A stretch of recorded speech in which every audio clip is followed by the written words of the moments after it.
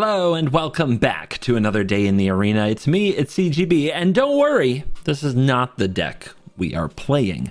I have it open to try to get a few talking points going about Meria, Scholar of Antiquity. Now don't worry about that, we are playing Meria, Scholar of Antiquity today in Historic Brawl. And I'll leave that up on the screen while I tell you why we're playing Historic Brawl today, not the usual day that we play it on the channel. It's because the Meat Hook Massacre was banned, and it's not actually taking effect until Thursday. This creates a phenomenon in Magic called the dead format. That is, there are 3 days at which we could play Standard, but it's not the format that's going to be legal. Therefore, less people care about it, and you can't put a lot of stock in your results. Even if we didn't play Massacre in our decks, and we didn't play against people who didn't play Massacre, just if any of our decks contained black, somebody might play around Meat Hook Massacre because it's so omnipresent, and that alone kind of taints the format, and there's less interest in videos about that format. But don't worry, on Thursday the Meat Hook Massacre will be properly banned in an update to the client, and then I think we're going to do a live stream exploring the new format, and we're going to make new Standard videos all weekend focusing on Standard without the Meat Hook Massacre, and normally we would be posting Historic Brawl videos on the weekend. So we're just doing some Historic Brawl videos a little early to avoid dead format videos, and then we're going to do some fun Standard content starting Thursday in a live stream and Friday in posted videos. So that's the story. Now let's get to Meria, Scholar of Antiquity. I feel like I could write a book about Meria because I keep practicing with it. This little Gruul Artificer is 1 and a red green for a 3/3 legendary elf artificer that lets you tap a non-token artifact you control and add green. You can tap 2 untapped non-token artifacts you control to exile the top card of your library. You may play them this turn. Known as Gruul Urza in at least the competitive commander sphere, the card gives you both mana and card advantage tied into one very cheap creature. The catch is that usually it's blue that does this, not red and green. So we have to build in red and green. And I told you at the top of the show that this is not the deck list we're going to run. I have it open to talk about a point. For one thing, look at the curve. This is what most people do with Meria. We have 38 1-drops, 17 2-drops, and then a bunch of micro things. Most people, when they see this, realize pretty quickly that it can be almost a combo with your deck in the command zone, that you can play it, and then if you have a bunch of artifacts that are cheap, you can just keep exiling them to cast more artifacts. And that was the first version of the deck that I built. And it has all these 1-drop artifacts that just cast themselves and cast themselves and cast themselves. The ability is that of Meria's, and it doesn't matter if Meria has summoning sickness or not. It is not the ability of the artifact. So even if you play an artifact creature with summoning sickness, you can still use Meria's ability with it, even if you also played Meria that turn. So away it goes. Seems awesome.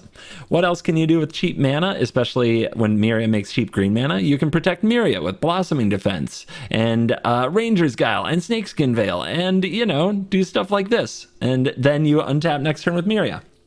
So why do I introduce this as the deck I didn't run? Because the lessons of this deck are what led me to the other deck. This deck, in my practice, was okay. It could definitely pop off. Anybody who watched my live stream has seen me go off with it a time or two. And it is a Paradox Engine deck. So in a lot of ways, you just kind of do what you do until you get to Paradox Engine, and then you cast your whole deck and it feels great. The problem is, most of your deck is not Paradox Engine. You get one of those, and you don't have the tutors for it that you have in blue and white. No. And black, of course. Most of your deck, though, is really bad 1-mana artifacts, and if you don't draw a Paradox Engine, or a way to get to it very quickly, your deck, for the most part, can draw and reveal and play a million cards. It's just that they all suck. This deck went 6-4 and definitely felt like a one-trick pony. And I think that a lot of people who have played Meria have had a similar experience, leading to relatively low interest in the commander overall, and it definitely doesn't get placed in Hell Queue. So why are we doing this video today? Because I think most people don't bother to go further. They pop off once or twice, they realize that's kind of a glass cannon, the opponent kills their commander 2 or 3 times, they can't go off, the opponent counters their Paradox Engine, they can't go off, they feel like they've done the thing and they walk away. Well, I'm here to tell you that you can build the deck differently and that you can have a very, very successful Meria Scholar of Antiquity deck. Like I said, the other version went 6-4, which was a perfectly serviceable historic Brawl record. I mean, eventually you'll get your dailies doing that, but this version has a much higher win rate, which we'll unveil at the end of the video for those of you who absolutely hate spoilers. What is different about this version? We still run a significant amount of 1-drops, but we actually run a lot of 2-drops and a lot of more expensive artifacts as well that give the deck a lot more versatility, as well as some silver bullet cards that can really shift the course of the game. Why do we do all that?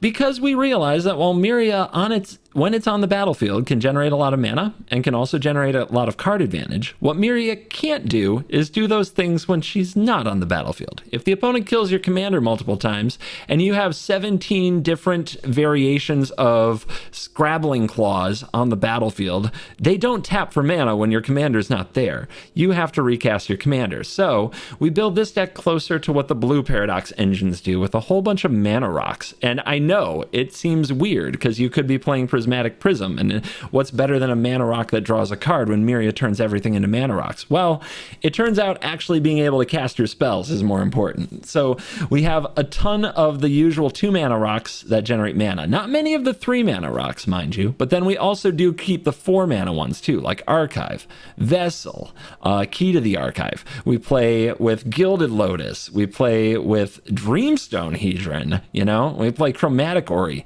The idea is, I'm not trying to play those reactive spells. We still have 1 Tamiyo's Safekeeping, but we cut the Veils. We cut Veil of Summer. We cut Snakeskin Veil. We cut the Ranger's Guile. We cut the Heroic Intervention. We cut all that protection stuff. Our new idea, if the opponent is going to focus on killing our commander and treat it like the glass cannon the deck often is to just recast our commander by always having more mana than they do. And we do that by playing a ton of artifact ramp and also playing some land ramp as well, because land ramp can double as our combo pieces when they fetch cards like Inventor's Fair. So this version of the deck cuts a lot of like the cheap lanterns, the Cheerio type items for those of you who've played old school extended and modern, and it runs just kind of generally good stuff that allows us to cast our spells, because our creature, like our other threats, can become a serious problem for the opponent, and they can also generate value. When you have cards like Mystic Forge, the opponent can't just ignore that if it's going to get you a ton of value. Same with Cosmos Elixir, same with Experimental Frenzy. Escape to the Wilds is a hell of a lot of value. You play Forsaken Monument, any artifact creature you play now is a significant threat. And the opponent can't just sit back and just kill your commander over and over and win if you have a Metalwork Colossus or Mirror Enforcer holding a Shadow Spear breathing down their necks. It all seems like small adjustments, but trust me, I could write a book on Meria from the amount of work I've put into this particular list, and I think I've got a better version, but you don't play it like the other one. The other one, you pretty much tap all your artifacts every single turn, you exile a whole bunch of cards, and you try to cast as many things as you can, and you dig for engine aggressively. This is kind of a slow rolling train. You draw cards here with Bankbusters, Tome of Legends, you scry up with your treasure map, you build up your mana advantage, you use a land fetch card to get an Inventor's Fair that eventually gets an engine that eventually goes off, but you're also very likely to win with a Metalwork Colossus slamming into the opponent, or an Ugin that grinds out the game. So I'm excited to share this with you. I know that many feel like they've done it with Meria, and that it's a very one-dimensional Paradox commander. But if you play it this way, I think if you build it this way, a little less straightforward and with a little more nuance, the card is really fun, exciting, challenging, and rewarding, which are all things I look for in a deck.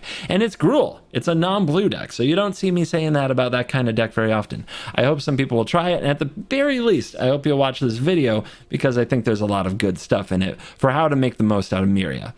Today's patron shout out goes to Evan Dooner. Thank you very much for joining on Patreon at the shout out tier. If you would like a shout out in a video or some other sweet perks, including signed cHB tokens, check out the link in the description or go to patreon.com/covertgoblue. Evan, you're very cool. Now let's dive in. Let the Meria nonsense begin. Oh man, why couldn't this be a forest? I'd keep most hands in this position with a Paradox Engine in them. This also is not good, but if we draw any land, we have Automaton, and then 2 lands into Inspector. Still can't keep it though. Okay, we finally found a 3-lander plus a Renegade map. We have an Hour of Devastation on the play, which isn't really where you want to be. We'll put away the Hour and focus on the mana. Just running away with the ramp.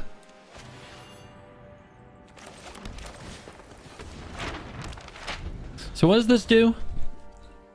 1 green blue 2/2 Constellation. Okay, Enchantress. Probably aggro Enchantress, considering how the commander works. It's a +1/+1 counter and flying. So they're going to try to beat me to death. We have a few cards that do snow stuff. I'll just play the snow lands first. Actually, I'm not even sure if those are in this version. They were in there when I was building the first version. I'll put it that way. All right, so here's Meria. And let's see, we could tap for 2. Let's just attack. See if the opponent's ready to remove our commander. Against Simic, I usually run it out there. Sometimes I have Kenrith's transformation and I cry, but here comes. Twice favored, huh? Twice favored, twice shy? Is that, that's probably a song. An old one. Nobody understands these things anymore.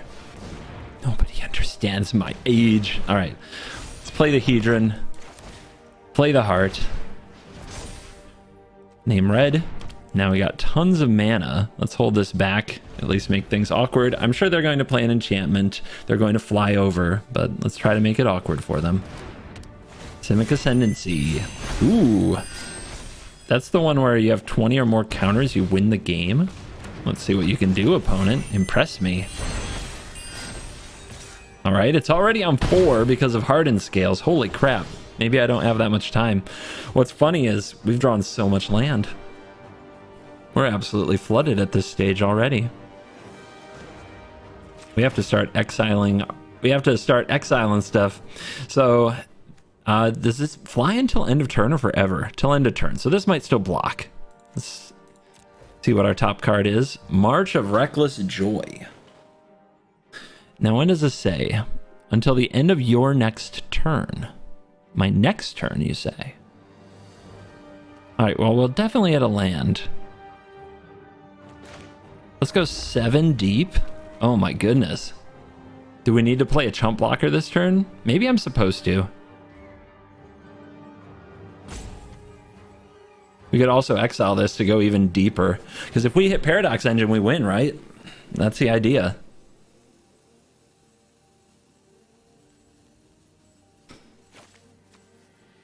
That's the idea. I guess we can play this and it's mana neutral. The question is whether or not to exile it for deeper looks. 1, 2, 3, 4, 5, 6, 7, 8, 9. Could be 10.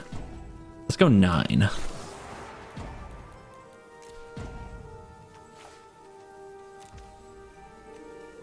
Yep.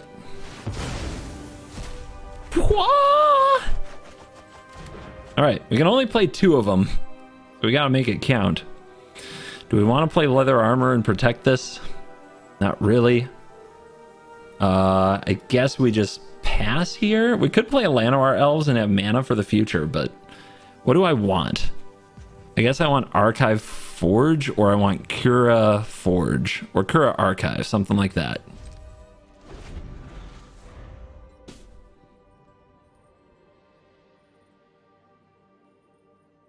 Yeah, Forge Kura. 1, 2, 3, 4, 5, 6, 7, 8, 9. Yeah, we have enough for that. Forge Kura. Let's see what our opponent has enough for. Enough to be unblockable. And another enchantment. Ah, make them stop. Okay, so we're not going to block them at all as long as they have the Herald. Right? Let me read this. Creatures with counters can't be blocked. Okay, so right now they have 12 next turn. We're at 11. And we can't block it. How do we get out of that using what we have? We just drew Escape to the Wilds? Oh my goodness. Well, if we can't block, we have to gain life. I guess we have the egg. Egg gains life. So let's start there. Shadow Spear would be great. That's not a Shadow Spear. So do we play like Mystic Forge to try to find it? Is that the way? I guess we try.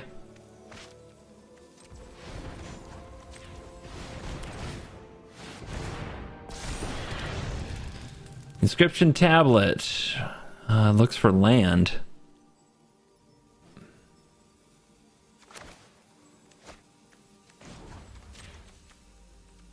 Oh no, we can't tap that. That is life gain. Right now, that is our only lifeline. So what I'm thinking here is I want to cast Escape. It says I have no timeouts. Come on, I'm casting stuff. I'm making plays. I am making plays. There's a Paradox Engine. There's a 0 mana Colossus. Can we get to this engine? We have 2 land drops. Can I cast it? I can. Auto pay.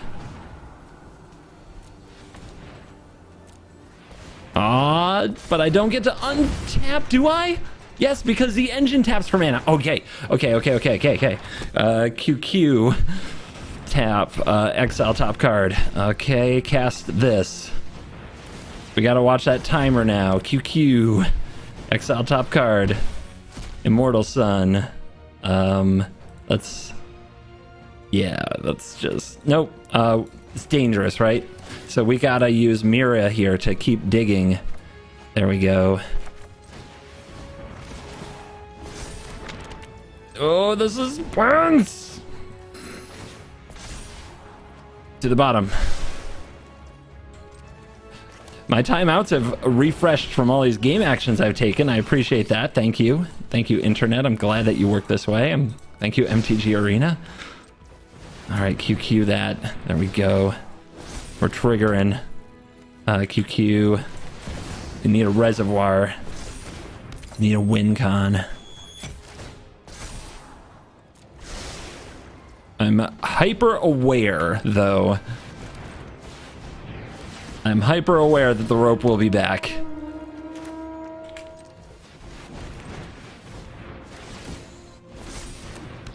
I'm not gonna have time to use all this mana anyway. Let's just play it. Yay, 4 life acquired. Go, go, go, go, go, go, go, go, go, go, go, go, go. There we go. There we go. Bring him out, bring him out, bring him out. Just gotta find win con, gotta find win con, gotta find win con, gotta find win con. Oh, come on. I've got a billion freaking mana in that mana pool. Just use it.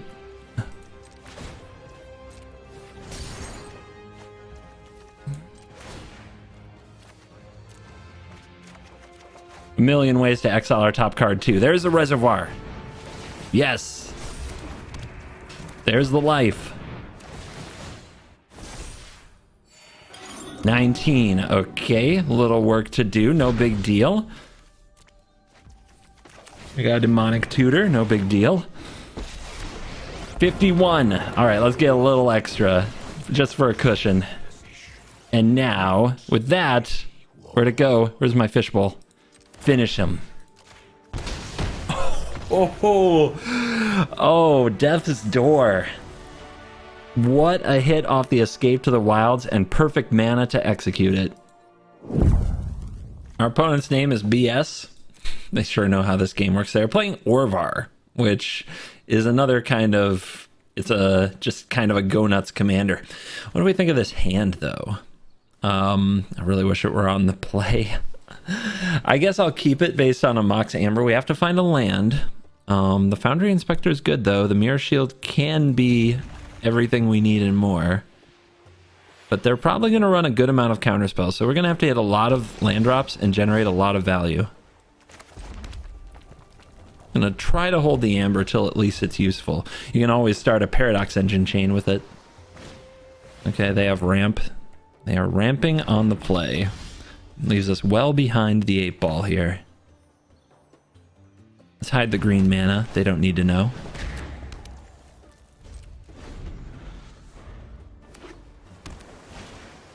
They play Micromancer. They search their library for an instant or sorcery mana value 1. I think that means we're playing Meria.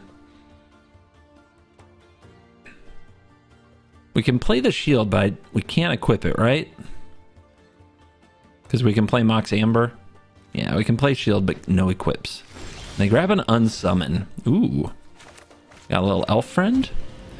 That really helps. So they must be thinking that they're just going to unsummon this.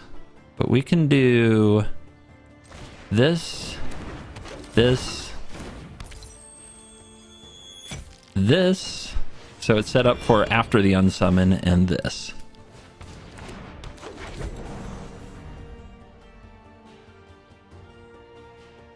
Their unsummon might also be a chain, right? They can target their own creature with an Orvar out and make a copy of it. Maybe that's what they're going for. Let's see. Here's Orvar.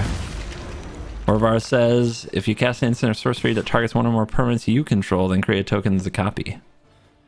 If we block here, they might just bounce it anyway. Nah.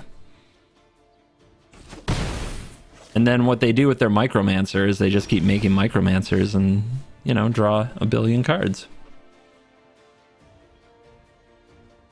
I guess we can force them to bounce Meria, though.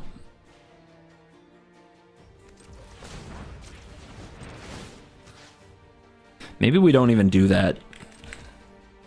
Maybe we don't even do that.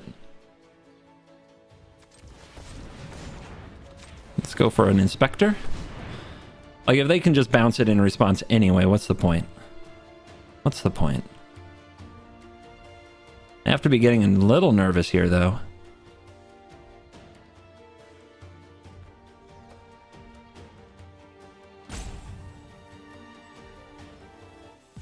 Do you like overly complicated turns? These two are a perfect matchup.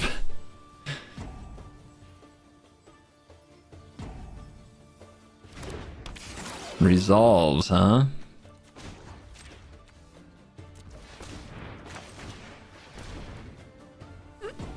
Unfortunately, I don't think our build is best against another combo deck because acquiring value doesn't usually win those kind of games.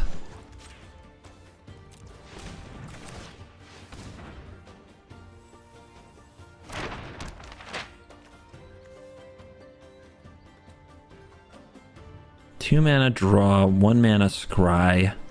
Yeah, I don't think I'm even going to bother. I think that their plan for the unsummon isn't to interact with this at all, but if I move the shield, they will.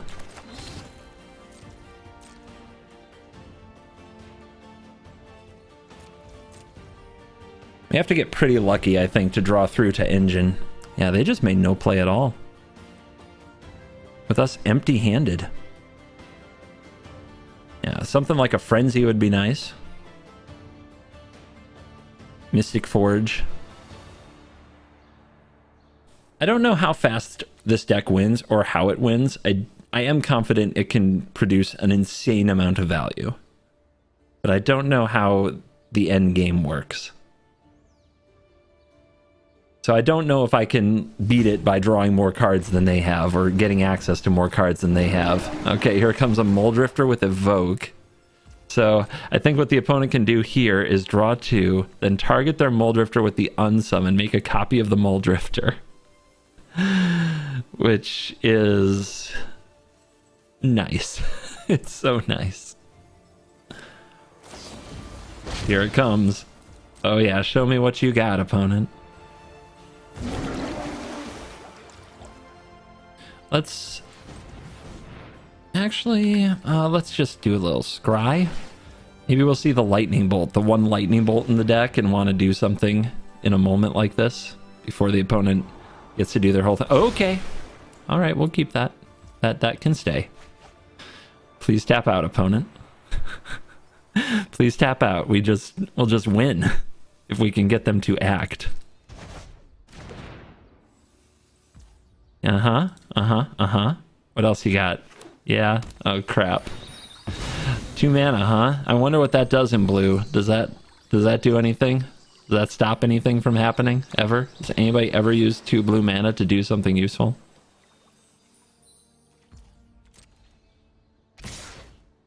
Smork? My crew? Okay, this is awesome. This might... I think they forgot about the Bankbuster. This might force them to take action. We can't draw with the Bankbuster now, but that's fine. Okay, shore up. Shore up, make a Mycomancer. Uh-huh. And... What you gonna do? You gonna go get an unsummon? You gonna send my Bankbuster back to my hand?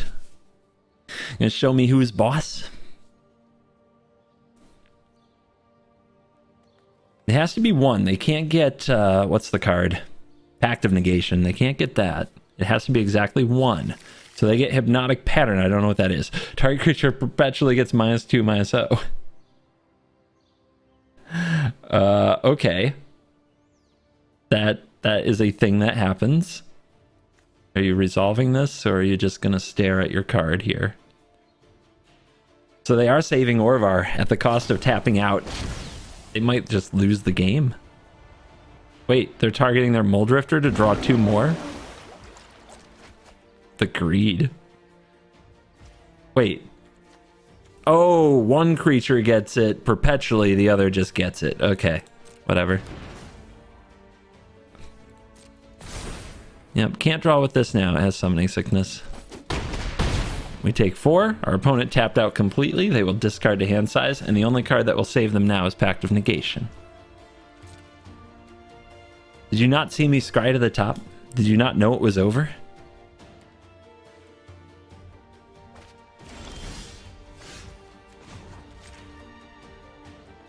Alright, we do need to exile a card to play, though.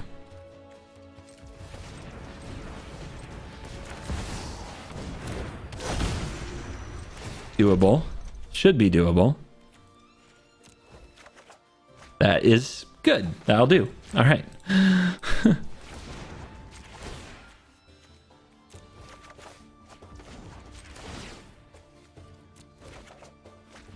And untap.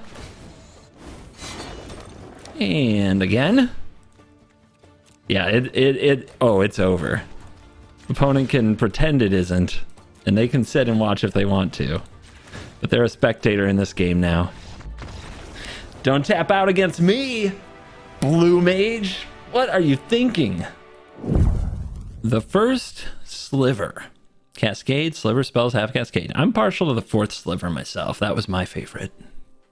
Just, you know, being one of those nerds who likes to assert their favorites at all times. So, if we draw a land and we play Meria and we untap with Meria, then Meria can cast Fire My Vessel, Gilded Lotus, etc., etc. However, I don't think this hand, it's just too expensive. There's too much that can go wrong. We're also not against a kill your commander 100 times kind of commander. This is probably a tribal sliver deck, although you can build that deck in other ways. This hand we will try. It doesn't have any value engines, so we kind of just have to find a way to draw into Paradox. We have to get kind of lucky. It's a very meh hand. Slivers go off too. Like, if we're not ramping into Star of Extinction, we're not going to contain what they do. So we have to get pretty fortunate with this keep. And also hope their mana doesn't work out. I like just getting Bomat down and going to work. These cards, we probably won't actually use them till well later. We're not emptying our hand very quick with this particular set.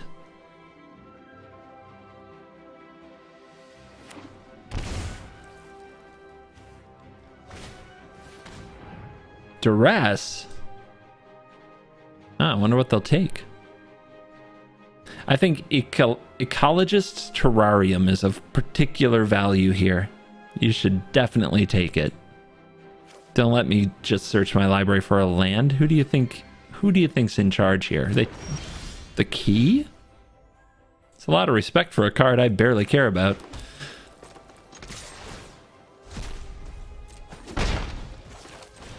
I mean, I was kind of joking about the Terrarium, but kind of not. You get a piece for later, and you get a basic land, and it's not easy to hit your land drops in this deck because the construction requires a lot of artifacts.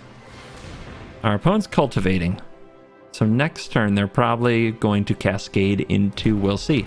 Some people do build it as just a spell in the command zone that can be anything. They build like a control deck without any other slivers. So what are we doing?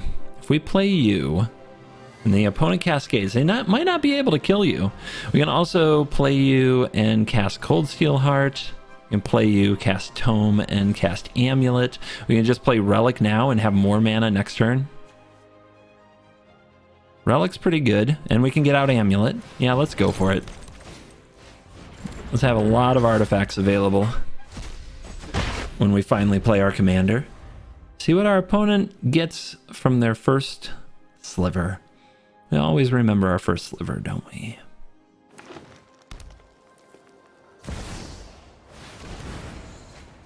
And Cascade hits right off the top the Guardian Project. Oh my gosh, the value. Colossus, huh?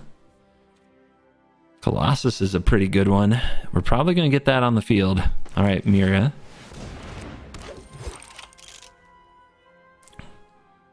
We might want to turn this into a land. All right, let's start here.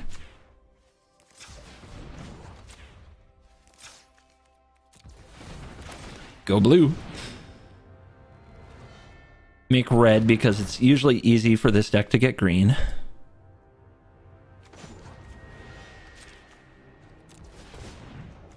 I mean, I'm not removing that sliver, so we may as well use this for mana.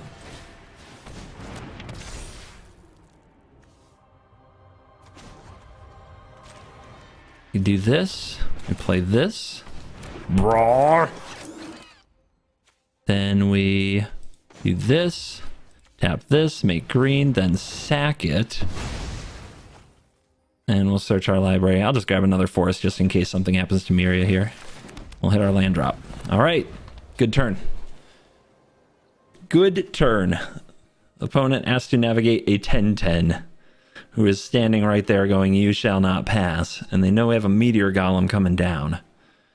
So even if something happens to our commander, we're doing okay. I probably should have got red, just in case I wanted to Bomat, though. Swords. I'll take my 10 life. Leeching Sliver. Whenever attacks, defending player loses a life. Ugh. Whenever any sliver attacks, to be clear.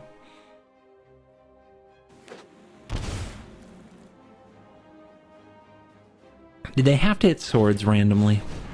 Glasspool Mimic. That seems good. No Cascade, though, because it's not a sliver on the stack. And then they don't attack.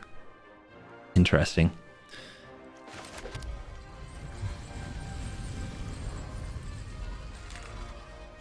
Interesting. If I attack with Meria, I mean, these don't have Death Touch, right? If I attack with Meria, I do get a counter on this Tome of Legends, and we know I love my value.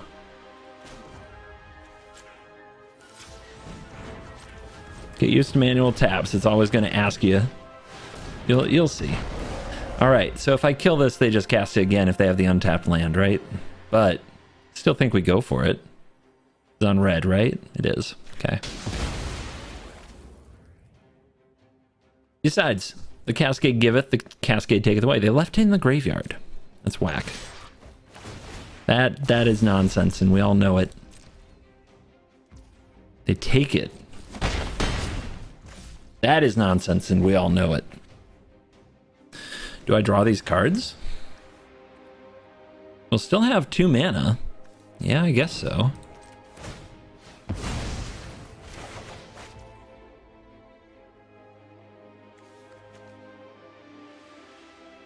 The damage piles up, so as tempting as it is to play an idol here, I think I just wait.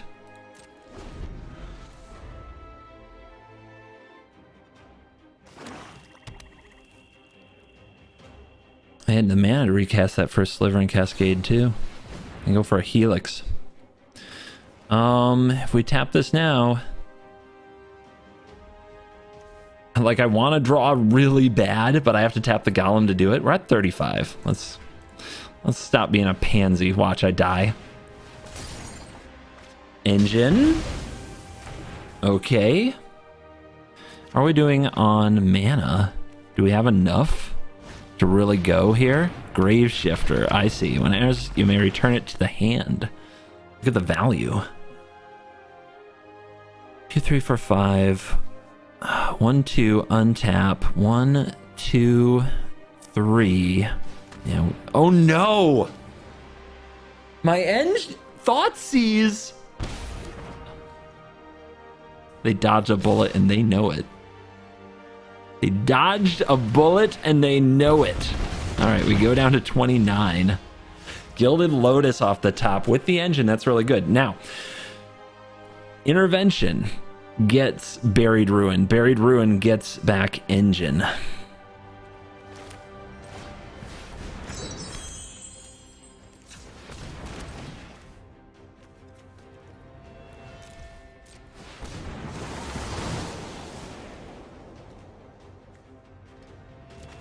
Now they can see it coming from a mile away.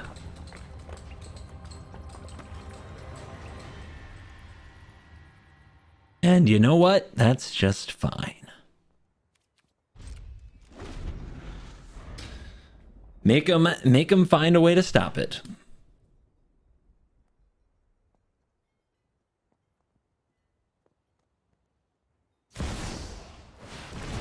First Sliver, Cascade into... Does it exile the graveyard? Slivers you control get +2/+0. Ripped. Draw a card. 9/7, draw another card. It's a lot of damage. That can be a lot of damage. D-Spark. Yeah. Hit me.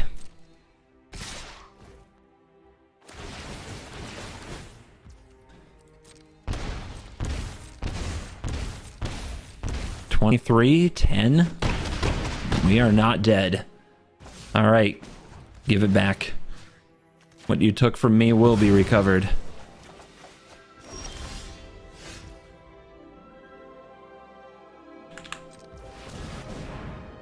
Mana. Let's go. Game. 100%. No way we're messing that one up against a tapped out opponent. Easy mode. Jace. Why am I cursed? First of all, the Jace matchup. Ugh, we need value engines. But Synthesizer, Treasure Map, pretty good for it. I'm kind of cursed to have one-landers, but with the Synthesizer, I'm thinking about going for this and on the draw instead of on the play. Let's do it, because we do have the engine. An engine can carry us. Okay, that's a land, basically.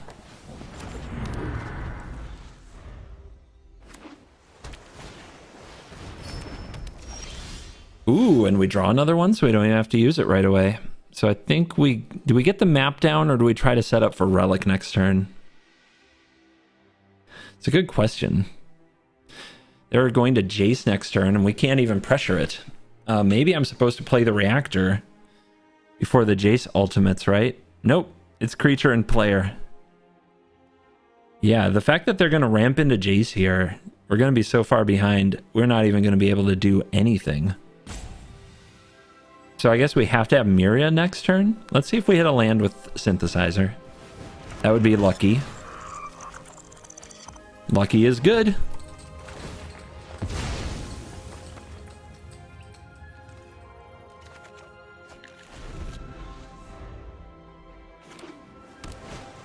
Okay. It's probably just game. Like, that's really hard to beat on the draw with no board presence. And the opponent is milling me. Alright, come on out. We're gonna need you to attack Jace in a minute. But first we'll play this Oven.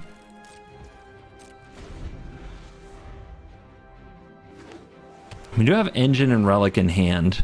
Along with Meria, that can just be enough if the opponent doesn't have counter spells. But let's assume with them drawing extra cards and having an active Planeswalker that they're not gonna let me do whatever I want. Okay, they still have 2 mana. Silent departure, return. Okay. Hand. They do, however, only have one colorless untapped. Interesting. Let's go again. Cool. Let's play Relic.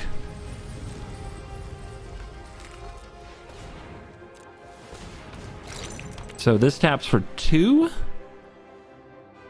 Because I can also tap Meria. But I can't get the last one to activate the map. So let's get the reactor down.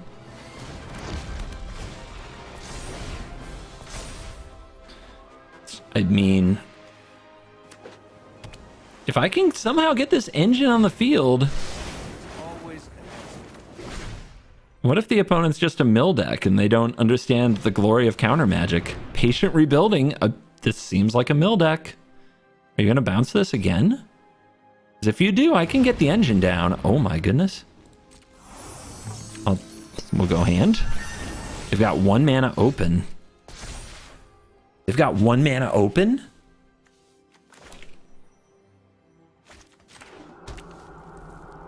This taps for... I mean, we have to be able to get Mira down afterwards, though. So if we play the engine here, then we have 1 float, 2...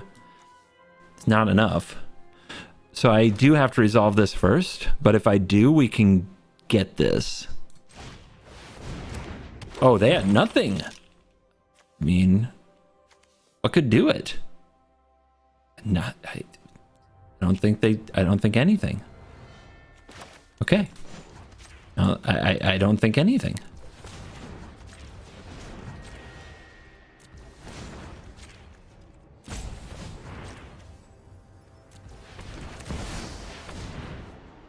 Uh-oh, there's stick. No!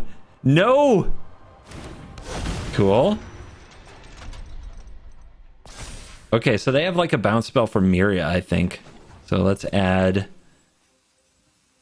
green, red, tap you, Ornithopter. And if they bounce the Meria here, we can recast it. If they bounce the engine, it would be worse, but there isn't much that does that for 1 blue, right? Like nothing? Okay.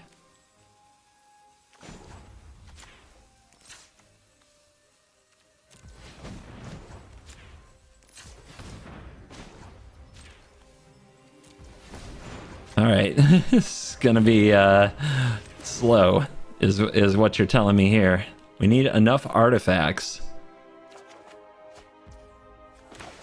We need enough artifacts for this reactor to work.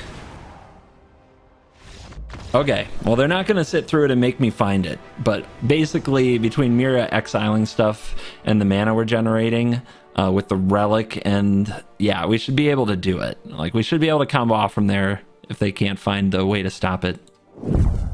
All right, our hand is looking good. Our opponent's also playing Meria. I wonder if they have Karn in their deck. Hopefully we can find it to matter in this mirror match. On the play with a bunch of acceleration. Let's go. Always curious to see what my opponent's deck lists are before my video comes out, and then even more self-indulgently curious after. Turn 1 Ornithopter, they're already beating us. Tempting to go patchy here. I think I'm supposed to ramp, though. I don't think this is going to come down to a race. We could be the one who pressures them, though, and maybe giving that up is a mistake. Prophetic Prism, yep. Meria comes out next turn. They start exiling stuff. We need to get up to Ugin mana. This is an interesting draw. Both of these are interesting. I think I'm gonna hold the Boseiju for a minute. Don't think they'll kill this. Let's just get it down. If they play Meria and don't protect it, we can go Ugin kill Meria. That's kind of cool. Oh, they're not going for her yet. Trying to set up, maybe digging for protection. The version of this deck I ran in the past had protection in it. A lot of Tamio's safekeeping type cards. You know, all the Snakeskin Veils, that kind of thing. All right, let's go with this. Let's go with this. Say hello to my little friend. All right, makes this a 0. And this a 0. Could also blow something up, but I think I'm just supposed to plus. Try to get more value. That is a mirror shield. Let's hold this back. The opponent could attack Ugin if they put like a Shadow Spear on the Ornithopter. It could matter in a long, long run.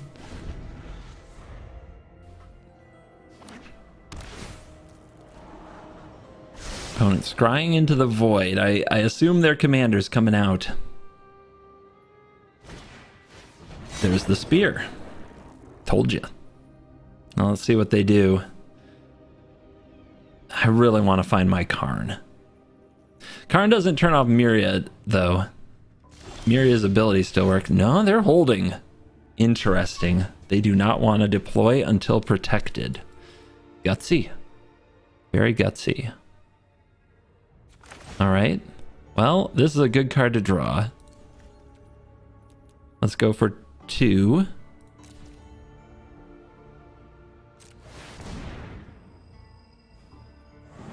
This will get us the Buried Ruin in case they have their Boseiju to blow up our engine. And we can play... Can plus here.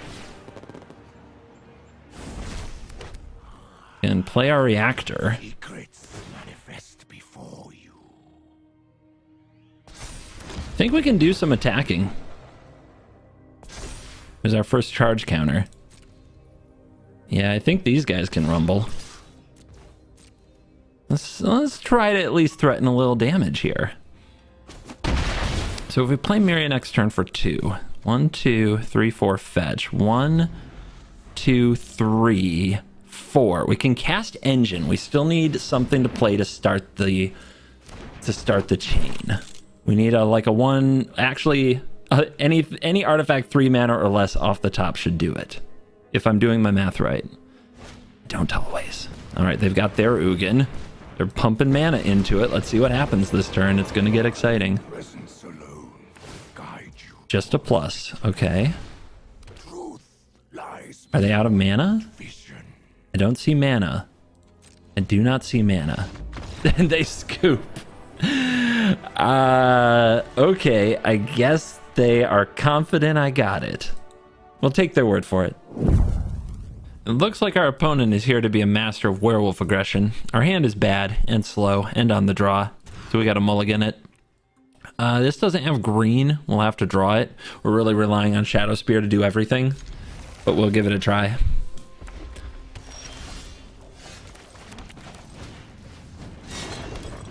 If we can use Golden Egg to put out Meria, it can make a lot of green. That's assuming the opponent doesn't kill him.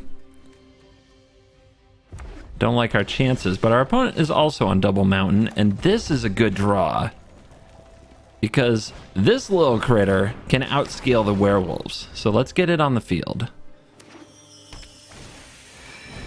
Opponent finds Celestis, so that's how they're going to make their mana. Well, we found our green mana. It's also going to be a little slow.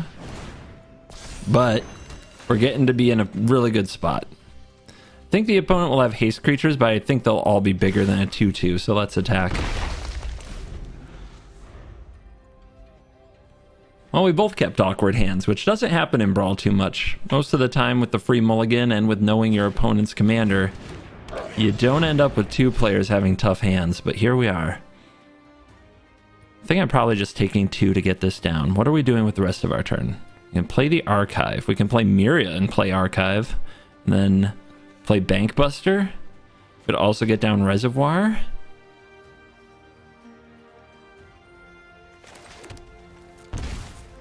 I think getting down Archive is best. Maybe we do that without playing Meria, to be honest. We don't have to expose her. So let's not. Let's just go big. Big on the board. We've got a 4/4 with Ward, and we can crew up another one. That's going to be hard to attack into. A reason to raise the power level of the deck without the... as opposed to just playing every cheap artifact we can that doesn't do much, but instead playing good artifacts, like Bankbuster, like Immortal Sun, like Hedron Archive, is sometimes you don't need your commander to win. All right, it looks like the opponent is coming at me with an adversary off the Domri, which means they can give it haste or they can give it a counter. And it looks like they're choosing the counter. So this +1 makes mana, and the thing you cast is Riot. -3 is look at your top 4 for critters. -8 emblem at the beginning of each end step, make a 4/4 beast. And it tramples. So, cool thing about that card is it's a planeswalker. Oh yeah. And we'll get this Mirror Enforcer on the battlefield as well. I could hold this because it makes a pair of 2/2s. It doesn't do much else here. We won't need it. We won't need the 2/2s, I don't think. All right, so this is shut down. We do not have to attack, but we could.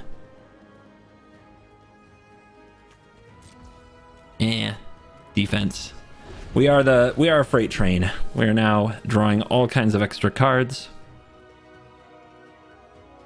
And our commander hasn't even come out to play yet. I picture them trying to figure out why their Domri no worky.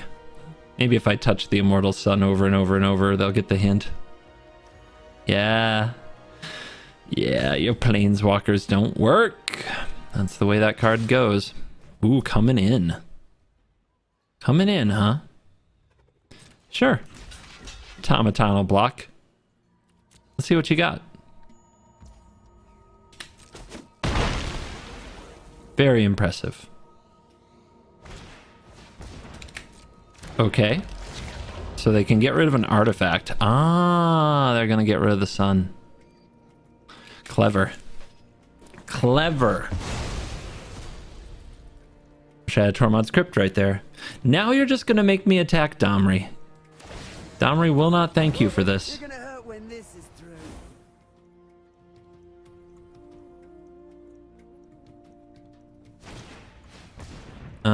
Yeah, another changeling. Werewolves doing werewolf things, no big deal.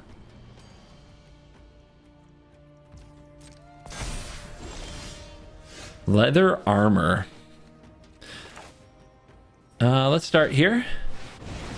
The more artifacts we have down, the better. And of course, every artifact is growing our patchwork automaton. Let's go ahead and suit up 1, 2, 3, 4, 5, 6. If we suit up here, that goes to 5. This goes to 6. They could block it with everything to stop it.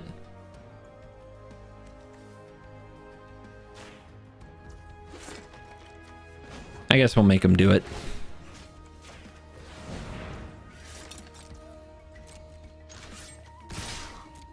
Let's take a chunk out of Domri, shall we? They can put a +1/+1 counter on a creature using the Sanctum because the changelings are gods, obviously. Duh. Or legendary. Never mind. They're not legendary. That's a different type. The nerds know what it's called. Okay, I'm trampling. So they are defending Domri. We are at 30. We need 50 life to do 50 damage to any target. This ain't gonna be one of those quiet riots. Domri making green. What you gonna do with that? Anything cool? Main phase Night Pack Ambusher. It's an option. You can do that. I don't know how they're going to go without casting a spell for very long. Probably won't. Probably not how that's going to work at all. Trigger. Let's go get a fresh land.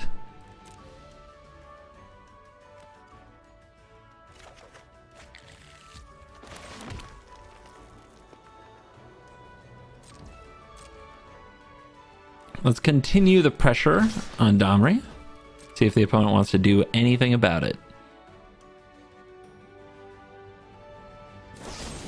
Abrade. Pay the ward. They have paid the ward. Good for them. Okay, anything else I can do here? Destroy target artifact? Nope.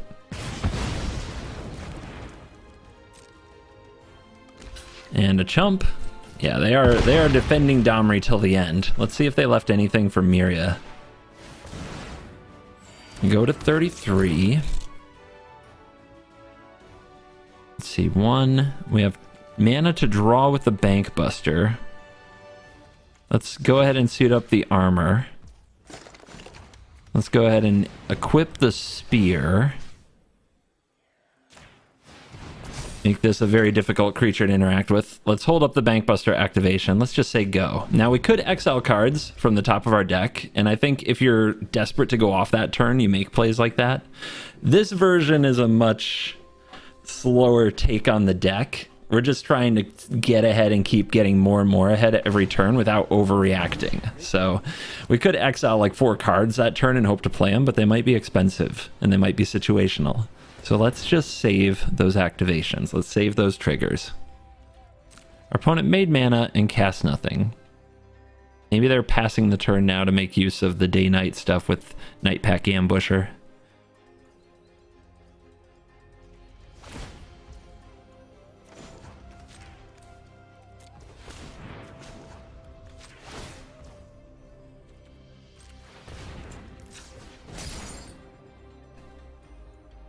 Fresh card, Hour of Promise. Hour of Promise in this deck often means they have 1 turn to live before we go fetch Engine. And then usually go absolutely crazy.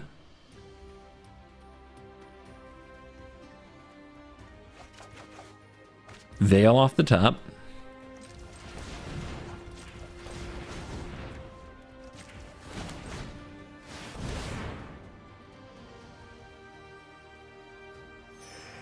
Here's the Hour.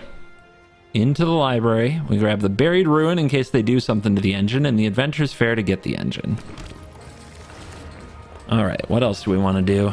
I think we can move the spear over.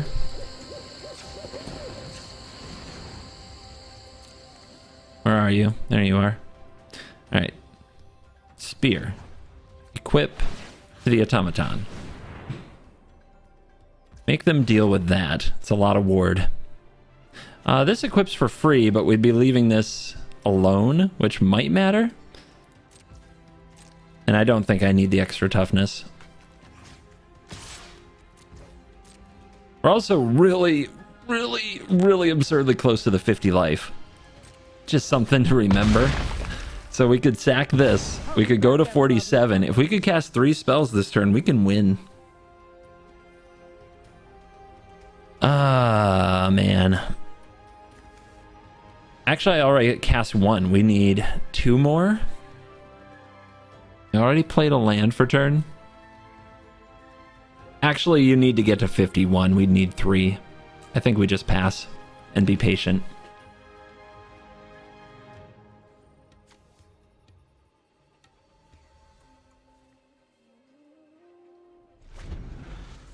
Opponent didn't play anything on the turn cycle, which is really bad for them. Because they are getting run out of the building. Alright, Tovolar is here. And at nighttime. If you want to attack, that's fine. I'm not afraid of a little damage and a card draw.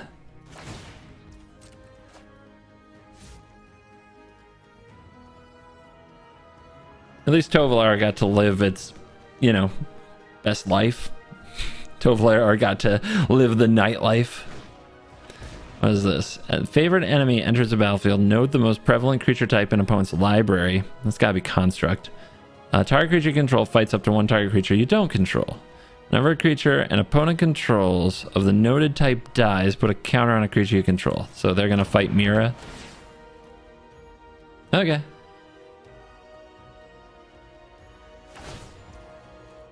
Pay your ward.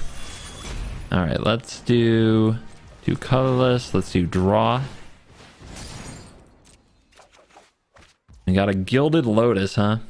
Trying to think if I could float mana and use it for something here. We're at 39. We could go up to 42. Then we can attack. They're really close to dead. So let's do add green. Add green. Let's sack this for 3 life. This is 2 tap. Put a +1/+1 counter on target creature, but only as a sorcery. Okay.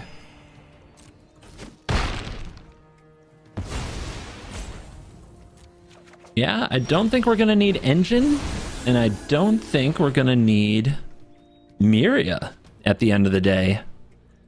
We drew a few extra cards off Bankbuster. We made a giant Patchwork Automaton that they never dealt with.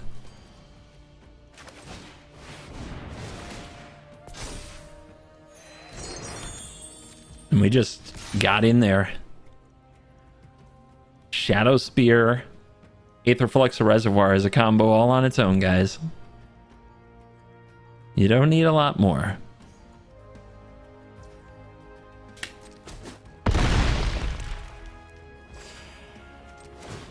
Pew! Kaboom! Negative 36. A little overkill at the end. And we are back for the post-game wrap with the stats powered by MTGA Assistant from this particular day of absolute domination and slaughter. Yeah, Meria is a beast. We went 15-2, which is pretty good, including a 3-0 record against Izzet decks. A lot of Joyra is what you come up against. The Joyra, not the Ageless Innovator, but the other one that plays a bunch of cheap artifacts to draw cards. Makes sense that the matchmaker would assume that those two decks were kind of similar. They both run a similar amount of cheap artifacts. Also a good an okay amount of mono blue, a little bit of Jace, a little bit of Emery, but Emery by far the scariest commander that I've run into. Alayla is another one. So the matchmaker likes to pair you with other artifact decks, which further solidifies that I want to run Karn in my deck. But other than that, a lot of them are, how do I put it nicely? They're very low tier commanders. They're definitely down there. If we did like an A through F, they would be in C at best, and a lot would be in D and F of just like commanders you don't see very often, and commanders that don't compete as much with Paradox Engine style decks. So we do need to at least put the effort in to get Meria up to a higher Q, where I actually think the deck would be very successful, because I think it's got a good game plan against the blue decks that are very popular in that format. Just basically, if they sit back and try to answer everything, you grind ahead further and further with lots of mana, lots of card advantage, and the endless mana card advantage battery in the command zone that is Meria.